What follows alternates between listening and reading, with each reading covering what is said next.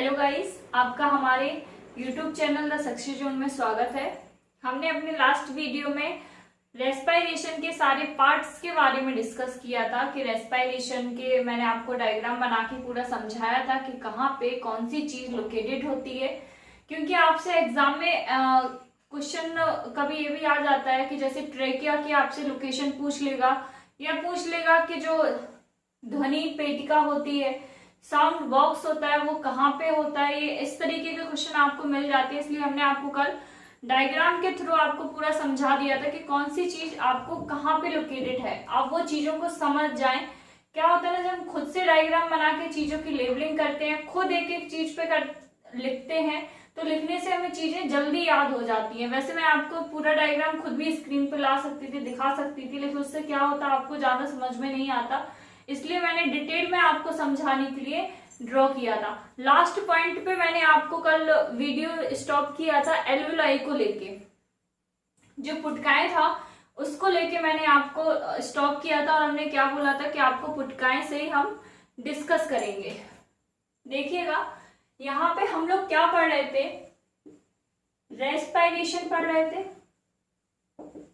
Respiration system, जिसको हम लोग हिंदी में क्या बोलते हैं, श्वसन तंत्र। क्या बोलते हैं, श्वसन तंत्र। क्लियर है यहाँ तक? यहाँ हमने आपको क्या बताया था, एल्वेलाई के बारे में बताया था, पुटकाई के बारे में बताया था। हम लोग वहीं से स्टार्ट करेंगे यार, पॉइंट डालिए आप लोग भी। एल्वेलाई,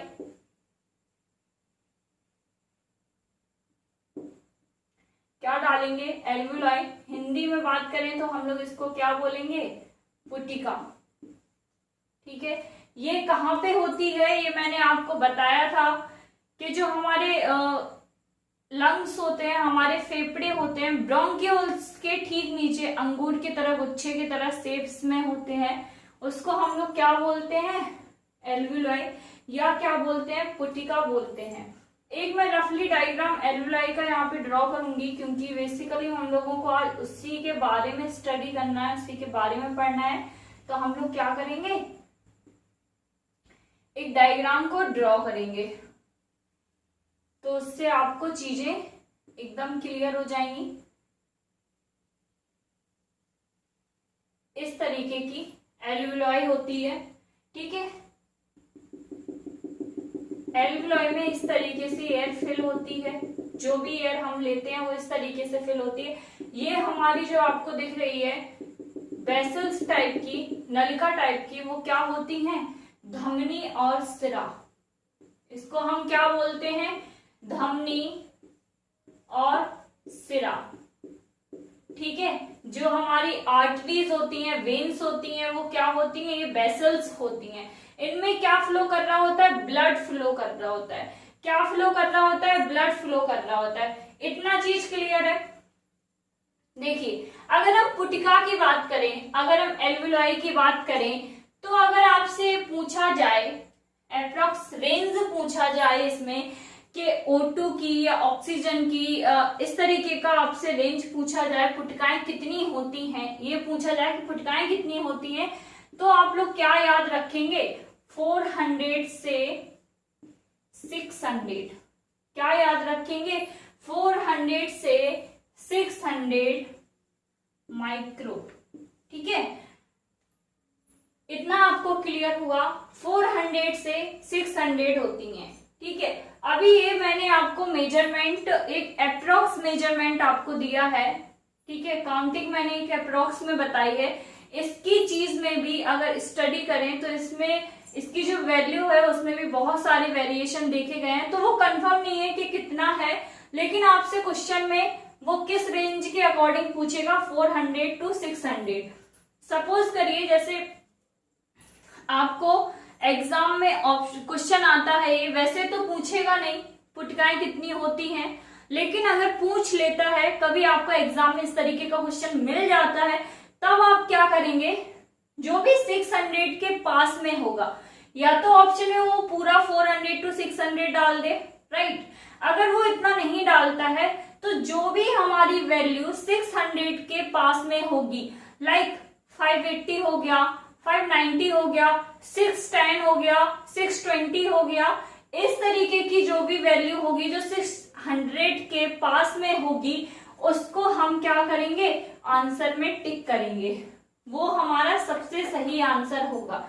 चलिए यहाँ पे तो बात हो गई पुटकाय के बारे में। अब आप ये चीज को समझिए, जैसे हमने O2 को अंदर लिया इस तरीके से और CO2 को क्या करते हैं हम लोग, छोड़ते हैं। क्या करते हैं, छोड़ते हैं। ये ब्लड वेसल्स होती है हमारी और ये O2, ये क्या होगी, हमारी पुटिकाएं होंगी।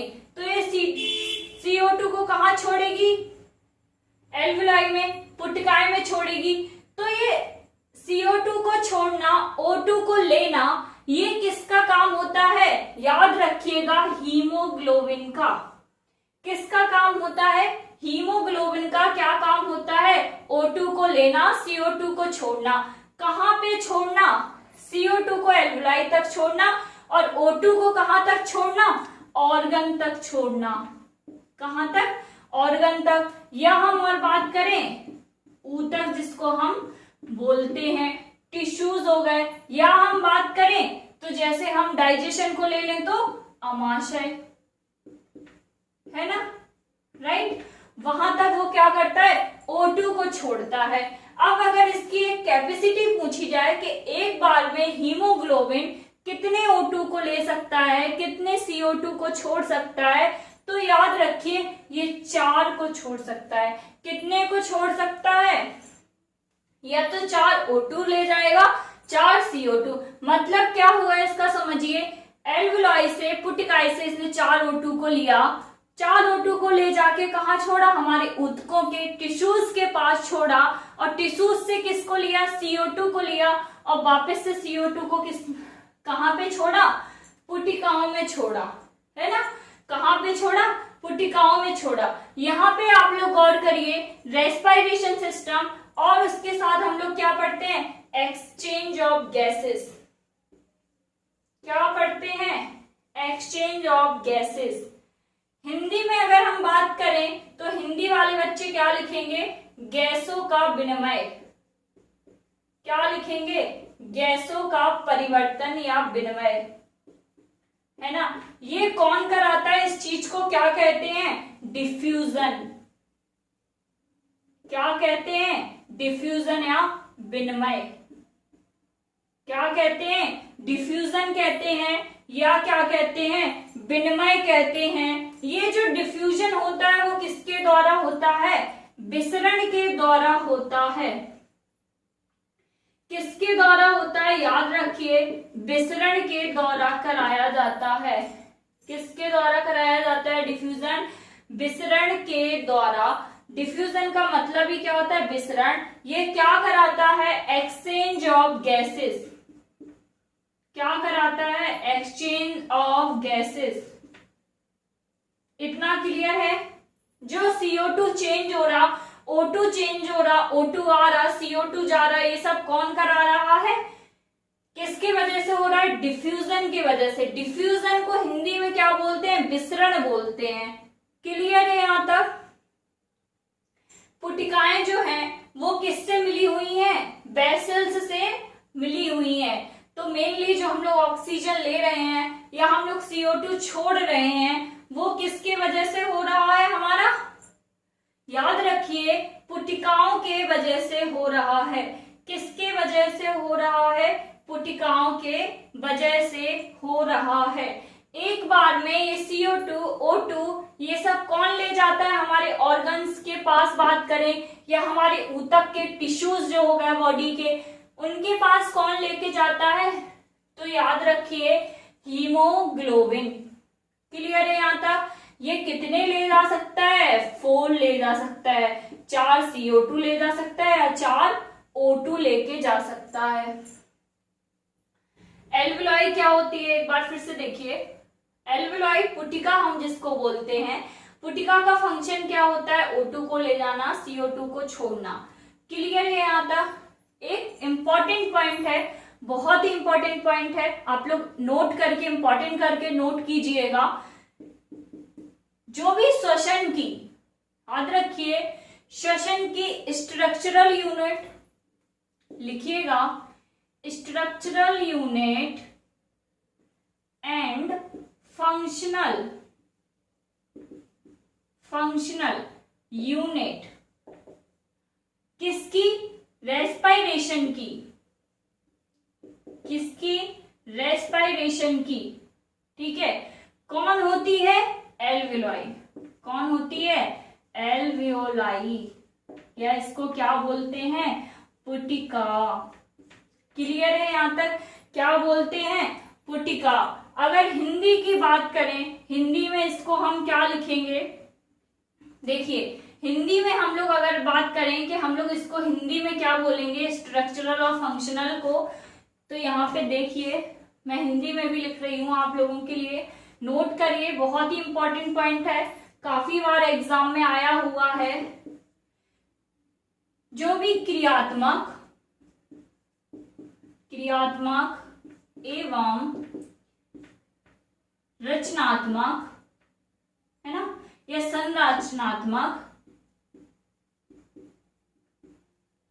संरचनात्मक इकाई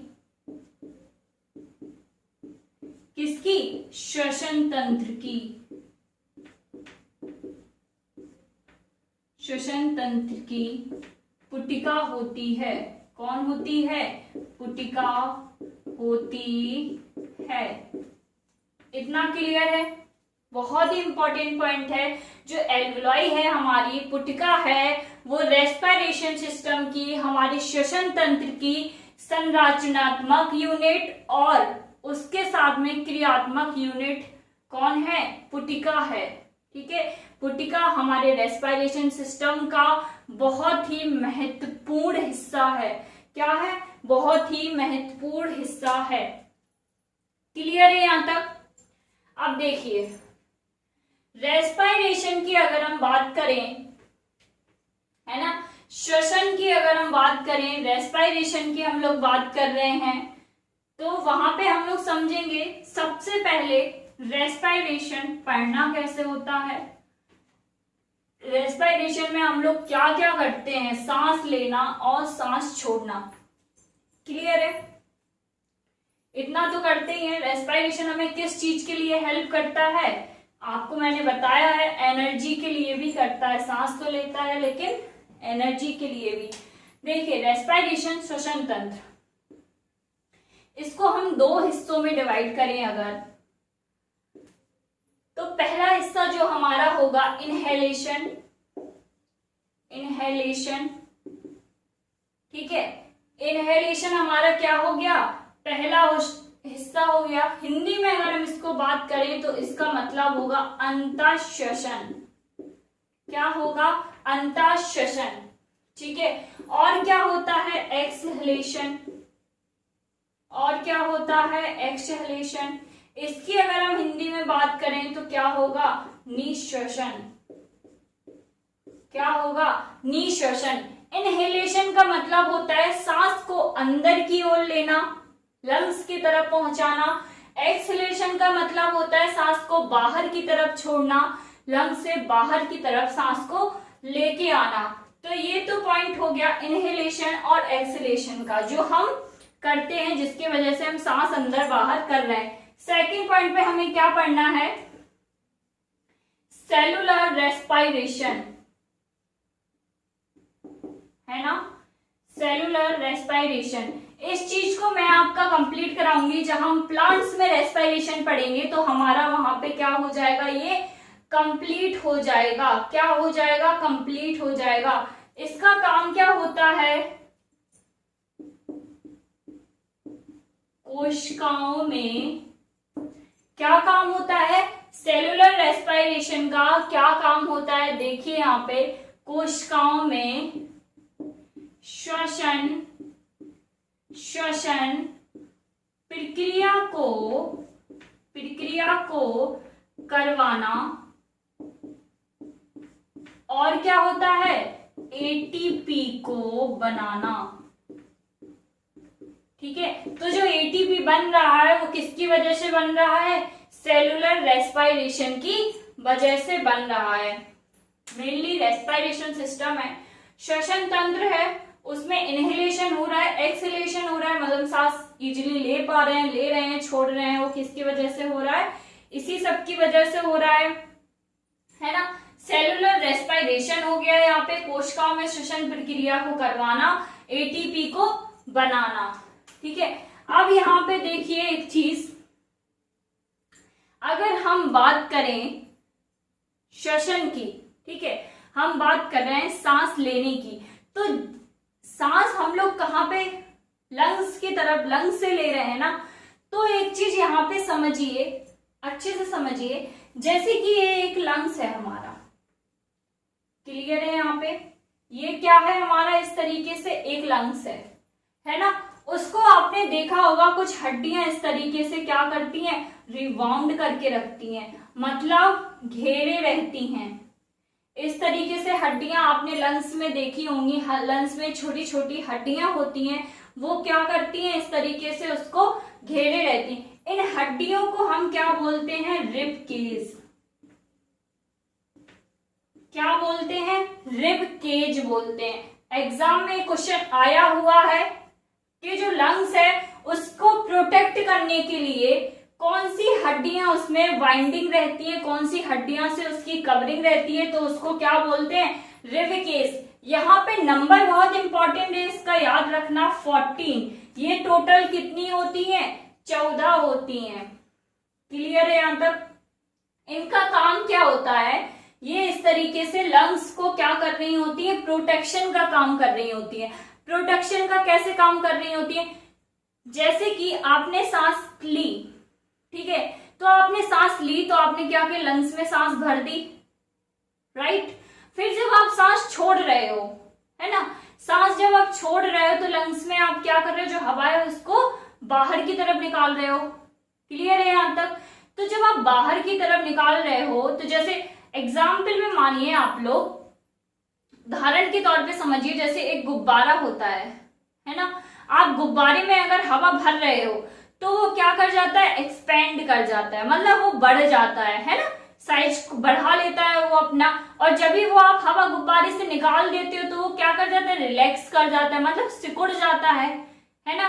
तो ये चीज सिकुड़े ना, हमारे लंग्स सिकुड़े ना, जब हम हवा को बाहर की तरफ निकाल देते हैं, उसके लिए क्या है, ये हड्डियां बनाई हैं, क्योंकि अगर सिकुड़ जाएंगे तो वो चिपक जाएंगे तो हम क्या हो जाएगा, हमें बीमारी हो जाएगी, और बीमारी हो जाएगी तो उससे कभी कभी क्या हो जाता है, डेथ भी हो जाती है ना। उसके लिए ये हड्डियां बनाई गई है। ये कितनी नंबर की होती है, 14 होती है टोटली एक लंग्स में। इसको क्या बोला जाता है, नाम क्या है इसका, रिब केज आपको ऑप्शन में दिखेगा, जब भी आपसे इस चीज के बारे में पूछा जाएगा। स्टार्टिंग में अगर हम इसको बोल लें कि स्टार्टिंग में ये कैसे होती हैं, तो आप याद रखना, पहले 7 होंगी, पहले सबसे ऊपर 7 होंगी, फिर 3 होंगी, फिर 2 होंगी, एंड देन 2 होंगी, ठीक है, जैसे हीलियम करके भी बोला जाता है, ठीक है। अब आप ये लोग याद रखिए यहाँ पे कि जो रिब केज होती है वो भी एक हड्डी से जुड़ी रहती है, एक हड्डी से ये क्या होती है, बाइंड होती है। देखिए ये जो हड्डी से बाइंड होती है, इसका सीधा सीधा एग्जाम में आपसे पूछ लिया गया है किससे जुड़ी हुई है, तो नाम याद करके रखिए, स्टर्नम। किससे जुड़ी होती है, स्टर्नम से ये क्या रहती है, जुड़ी रहती है। ये जो स्टर्नम होती है वो हमारे लंग्स में आगे की तरफ रहती है, मतलब ये जो हड्डियां है ना, जो रिब केज है, वो ऐसे सर्किल की तरफ गोल गोल घूमी हुई है, तो वो आगे से पीछे साइड, पीछे से आगे साइड, वो किस तरीके से मूव कर रही है, घूमी हुई है, बंधी हुई है। तो आगे साइड जिस हड्डी से जुड़ी है उसको क्या बोलेंगे, स्टर्नम, क्लियर है। पीछे साइड जो हड्डी से वो जुड़ी हुई है उसको क्या बोलेंगे, वर्टिब्रल कॉलम। पीछे साइड की बात करें तो वर्टिब्रल कॉलम, क्लियर है यहां तक। लंग्स के बारे में इतना आपको समझ में आ गया, इतना समझ में। आइए देखते हैं, अब हम बात करेंगे जीवों के बारे में, अब हम बात करेंगे इंसेक्ट के बारे में। अब हम देखेंगे कि कौन किस तरीके से रेस्पिरेशन कर रहा है। कौन किस तरीके से रेस्पायरेशन कर रहा है। ठीक है, तो हम लोग कुछ जीव देख लेते हैं कि कौन सा जीव किस तरीके से क्या कर रहा है, रेस्पायरेशन कर रहा है। देखिए रेस्पायरेशन किस तरीके से कर रहा है। देखिए यहाँ पे अगर हम जीवों की बात करें, अगर हम एक्वाटिक से स्टार्ट करें, करेक्ट, एक्वाटिक से स्टार्ट करते हैं, जलीय जीवों से स्टार्ट करते हैं। किससे? जलीय जीवों से। जलीय जीवों से क्या करेंगे, स्टार्ट करेंगे। देखिए स्टूडेंट, आपको अगर वीडियो में कोई भी दिक्कत आती है, किसी भी चीज से रिलेटेड आपको दिक्कत आ रही है, आपको लैंग्वेज का इश्यू आ रहा है, या आपको कोई भी क्वेश्चन का डाउट है, या आपको किसी भी टॉपिक से कोई भी रिलेटेड आपको डाउट आ रहा है, तो आप लोग कमेंट बॉक्स में जाकर कमेंट जरूर करिए। मैं कोशिश करूंगी कि आपको अच्छे तरीके से यहाँ पे सारे डाउट आपके क्लियर कराती जाऊं। राइट, तो यहाँ पे हम लोग बात करेंगे जलीय जीव के बारे में। देखिए जलीय जीव कौन कौन से होते हैं, जैसे हमारा फिश हो गया, क्लियर है, हमारा फिश हो गया, हमारा मछली, राइट, मछली हो गई। या हम बात करें ऑक्टोपस, है ना, ऑक्टोपस को ले लें, मछली को ले लें, तो वो क्या एक्वाटिक जीव हो गए। अब इनके पास क्या होता है, लंग्स नहीं होते हैं। जैसे हमारे ह्यूमन बॉडी के पास सांस लेने के लिए क्या है, लंग्स है, वैसे इनके पास क्या होते हैं, लंग्स नहीं होते, इनके पास क्या होते हैं, गिल्स होते हैं। क्या होते हैं, गिल्स होते हैं, जिनको हिंदी में बोलते हैं तो क्या, किलोम। ये किसके द्वारा श्वसन करते हैं, किलोम के द्वारा श्वसन करते हैं। देखिए ये चीज बहुत इंपॉर्टेंट है कि कौन सा जीव किसके द्वारा श्वसन कर रहा है। ये इसी चीज से आपसे क्वेश्चन पूछ लेता है, श्वसन में यही चीजें आपसे छोटी छोटी पूछी जाती हैं कि कौन सा जीव किसके द्वारा श्वसन कर रहा है, उसमें ऐसा क्या पाया जाता है। तो प्लीज इसको अच्छे से आप लोग समझिए, कॉपी पे अच्छे से नोट करिए, वीडियो को लाइक करिए, और हाँ आप लोग बेल आइकन को जरूर प्रेस करिए, जिससे मेरे जो भी अभी वीडियो आएंगे तो उसका नोटिफिकेशन आपको स्क्रीन पे मिल जाएगा। देखिए हमने एक्वाटिक की बात की, उनके पास तो गिल्स है ना। अब अगर हम बात करें एम्फीबियंस की, किसकी बात करें, एम्फीबियंस की, मतलब हम किसकी बात कर रहे हैं यहाँ पे, मेढक की, है ना। अब ये क्या करते हैं, जैसे ये तो एक्वाटिक है, ये जल में रहते थे। मेढक आपने देखे होंगे पानी में भी रहते हैं, फर्श में भी रहते हैं, जमीन पे भी रहते हैं, तो वो कौन से एम्फीबियंस हो गए। इनके पास श्वसन के लिए होता है त्वचा। क्या होता है, त्वचा। ये अपनी स्किन से ही क्या करते हैं, श्वसन करते हैं। किससे करते हैं, स्किन से ही श्वसन करते हैं। अब अगर हम बात करें अर्थवर्म की, अर्थवर्म में जैसे हम अर्थवर्म में किस किस की, केचुए की, है ना, केचुए की बात करें तो केचुए के पास ऐसा क्या होता है, रेस्पिरेशन के लिए उसके पास भी क्या होता है, त्वचा। वो भी किससे करता है, स्किन से ही रेस्पिरेशन कंप्लीट करता है अपना। ठीक है, नेक्स्ट हम लोग बात करेंगे इंसेक्ट के बारे में। किसके बारे में बात करेंगे, इंसेक्ट के बारे में। इंसेक्ट बोला तो क्या, कीड़े, जो कीड़े मकोड़े होते हैं ना, वो किस में आ गए, हमारे इंसेक्ट में आ गए। ठीक है, किस में आ गए, इंसेक्ट में आ गए। वो क्या करते हैं, नलिकाएं जाल होते हैं उनके पास। क्या होती हैं, नलिकाएं जाली या जाल, उसको इंग्लिश में क्या बोलेंगे, ट्रैकिया। ठीक है, एक जाली टाइप की होती है, उससे वो लोग क्या करते हैं, श्वसन करते हैं। अब हम नेक्स्ट आएंगे लास्ट अपना ह्यूमन के बारे में। ह्यूमन के बारे में, ह्यूमन किससे करते हैं, सभी को पता है ह्यूमन किससे करते हैं, लंग्स से। किससे करते हैं, फेफड़ों से। किससे करते हैं, फेफड़ों से करते हैं। क्लियर है यहाँ तक। देखिए एक बार फिर से इसको रिपीट करेंगे, एक बार आप लोग इसको फिर से अच्छे से देखिए कि अगर हम बात करें एक्वाटिक की बात करें, अगर हम जलीय जीवों की बात करें, तो वो किस किस चीजों से क्या कर रहे हैं, श्वसन कर रहे हैं, है ना।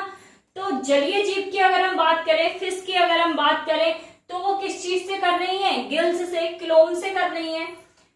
एम्फियन की बात करें तो वो किससे कर रहे हैं, त्वचा से कर रहे हैं, है ना, स्किन से ही कर रहे हैं। जैसे मेढक वगैरह हैं वो किससे, स्किन से ही कर रहे हैं। अर्थवर्म की अगर हम कॉकरोच की बात करें, अगर हम केचुए की बात करें, तो वो भी किससे कर रहे हैं, हमारे स्किन से ही कर रहे हैं।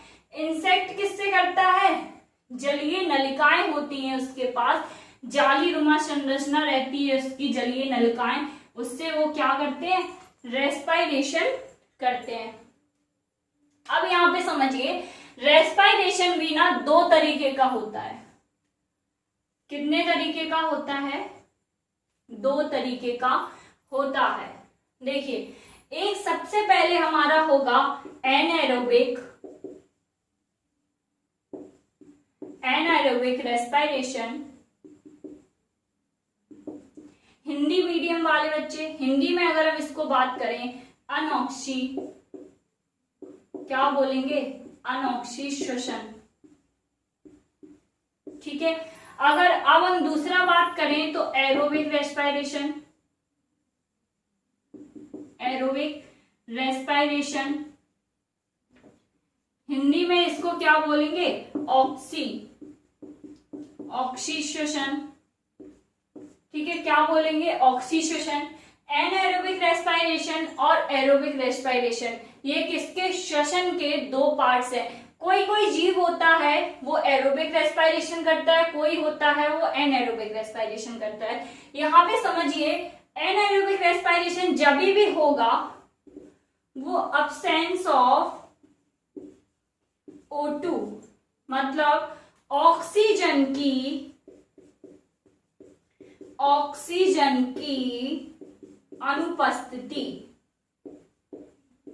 अनुपस्थिति में होगा, ठीक है, ऑक्सीजन की अनुपस्थिति में होगा। वहीं अगर हम यहां बात करें तो प्रेजेंस ऑफ ऑक्सीजन, मतलब ऑक्सीजन की उपस्थिति, है ना, उपस्थिति, ठीक है। तो वो किससे होगा, उपस्थिति से होगा, ऑक्सीजन की उपस्थिति से। तो ये तो मेनली इसका एक डिफरेंस है कि जो भी एरोबिक रेस्पायरेशन होगा वो ऑक्सीजन की उपस्थिति में हो रहा होगा, जैसे कि हम लोगों का ऑक्सीजन की उपस्थिति में ही होता है।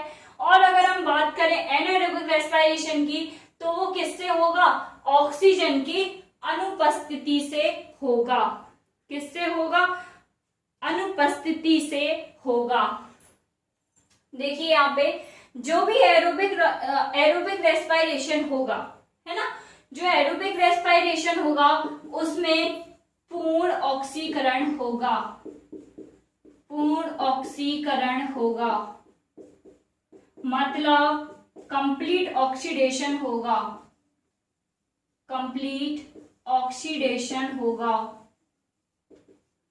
मतलब कंप्लीट ग्लूकोज ब्रेक, ठीक है, ये होगा, कंप्लीट ऑक्सीडेशन होगा, पूर्ण ऑक्सीकरण होगा। वहीं अगर हम एनाएरोबिक की बात करें, एनाएरोबिक रेस्पायरेशन की, तो अपूर्ण ऑक्सीकरण होगा, अपूर्ण ऑक्सीकरण होगा। वहीं बात करें तो जो ऑक्सीजन होगा उसका पूरी तरह से दहन नहीं होगा, ऑक्सीजन होगा पूर्ण दहन ना होना, ठीक है। ये तो हो गए इसमें डिफरेंस। अभी आप लोग इसका इतने का स्क्रीनशॉट ले लीजिए और कॉपी में आप लोग नोटबुक में इसको अच्छी तरीके से नोट करते जाइए।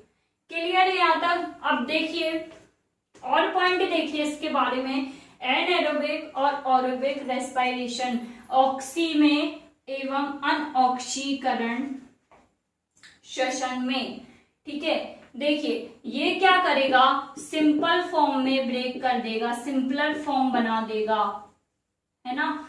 क्या कर देगा, सिंपलर फॉर्म में ब्रेक डाउन कर देगा। क्या कर देता है, सिंपलर फॉर्म में ब्रेक डाउन कर देता है। अब यहाँ पे देखिए अनएरोबिक रेस्पिरेशन किस किस में होता है। जैसे हम बात करें डोरमेंसी ऑफ सीड,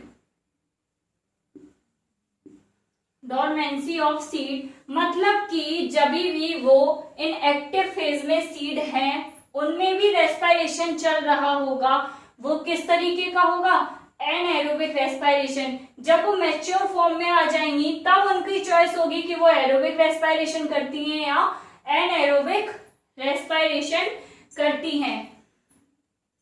यहां तक क्लियर है आप लोगों को।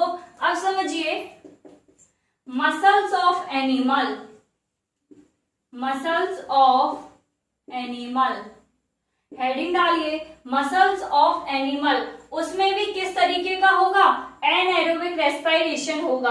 आप लोग ये बताइए, जैसे जब भी आप लोगों के हाथ में, आप लोगों के पैर में दर्द होता है, जैसे मानिए आप लोगों ने जिम करना स्टार्ट किया है ना, स्टार्टिंग जिम में आपको क्या बॉडी पेन रहता है, आपको हाथ पैरों में दर्द रहता है, तो वो किस वजह से होता है, ये सुनिए, हमारी बॉडी में जो पायरुविक एसिड होता है, करेक्ट, जो हमारी बॉडी में पायरुविक एसिड होता है वो लैक्टिक एसिड में कन्वर्ट होने लगता है। जब भी वो लैक्टिक एसिड में कन्वर्ट होने लगेगा तो हमारे जो बॉडी है, ब्लड में क्या जमा होने लगता है, लैक्टिक एसिड जमा होने लगता है। जब भी लैक्टिक एसिड की जो क्वांटिटी हो जाती है वो बढ़ जाती है तो हमें क्या, पेन रहने लगता है। समझ में आ गया। तो मांसपेशियों में पेन किसकी वजह से होता है, लैक्टिक एसिड की वजह से होता है। तो यहाँ पे क्या होता है, आप लोग लिखिए पायरुविक एसिड किसमें कन्वर्ट हो जाने लगता है, लैक्टिक एसिड में, जिसकी वजह से ही हमें क्या रहता है, बॉडी पेन रहता है ना।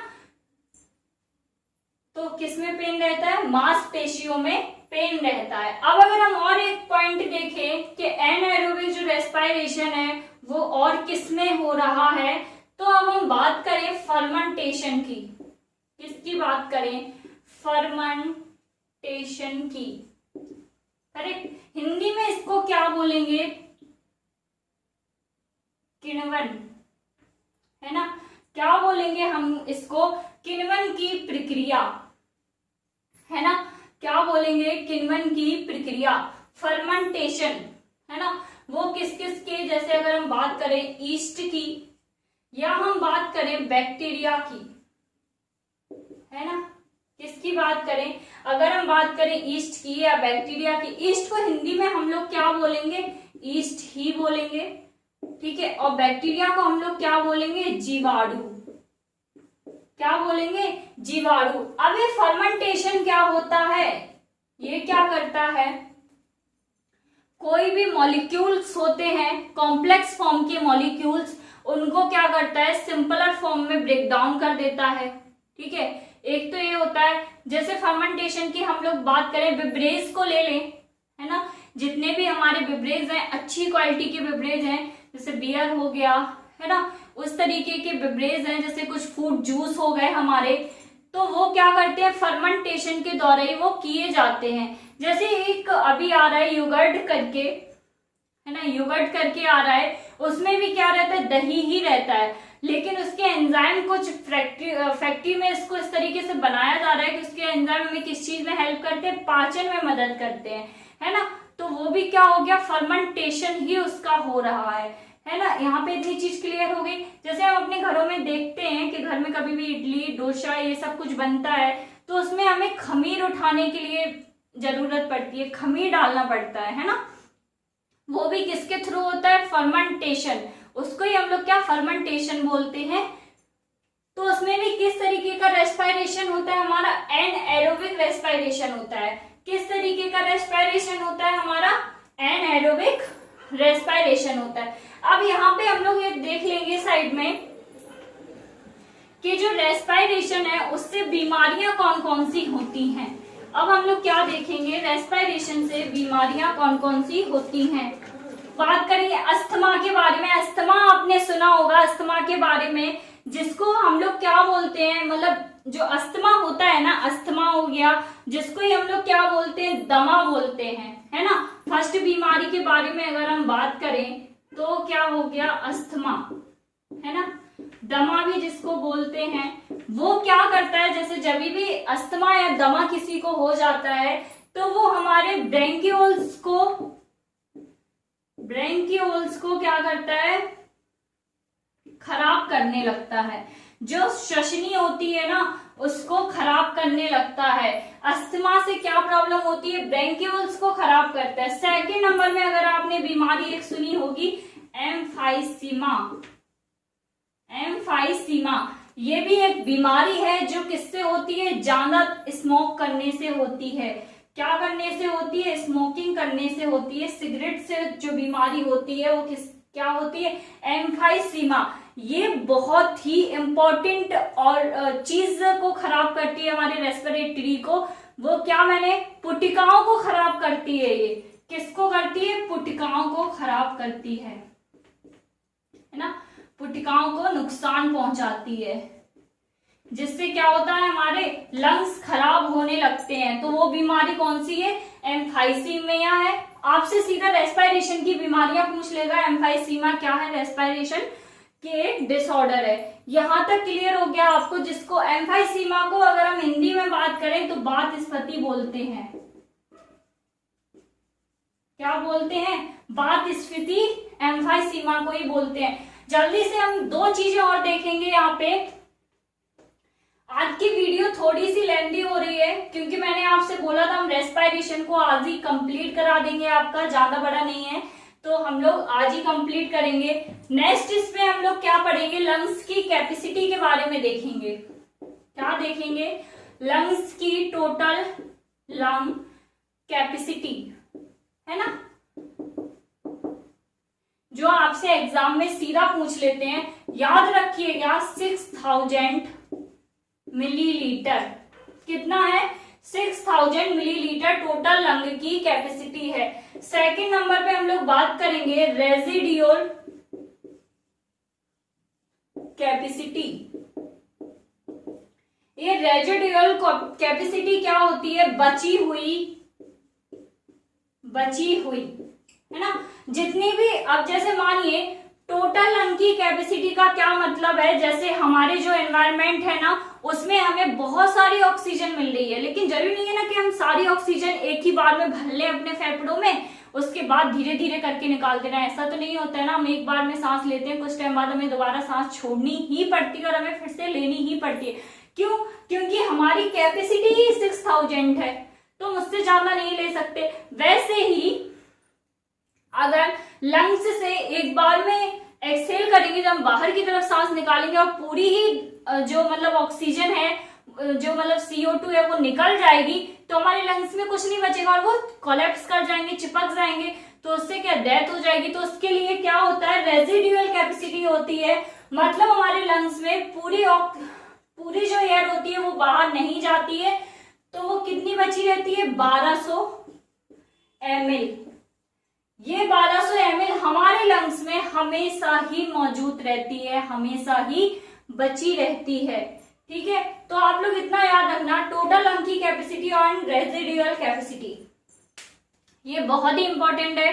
टोटल लंग की कैपेसिटी याद रखना 6000 होती है और जो बची हुई कैपेसिटी होती है, जो मतलब रहता है शरीर में, एयर बना रहता है लंग्स में, वो कितना होता है, 1200 ml।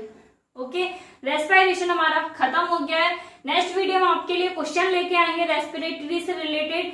जब तक के लिए चैनल के साथ बने रहिए, चैनल को सब्सक्राइब कर लीजिए, वीडियो को लाइक करिए और वीडियो को ज्यादा से ज्यादा शेयर जरूर करिए। Thank you.